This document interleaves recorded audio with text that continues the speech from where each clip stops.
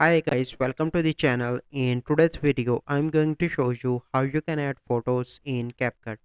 So the first step you simply need to do is to open CapCut. So here you can see that I am editing a video and I want to add photo here. So you simply need to go onto the media, click on import, and you need to come onto your PC. So I want to add this photo for example.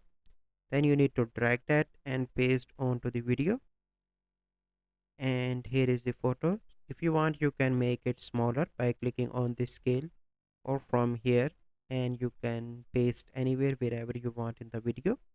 You can change the opacity as well from here.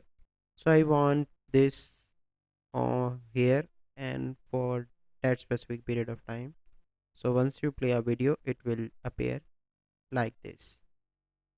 So this is the process how you can add photos in CapCut. So I hope you find this video helpful. If you find this video helpful, must like this video, subscribe to our YouTube channel for future videos. We'll see you in the next video. Thank you. Have a good day.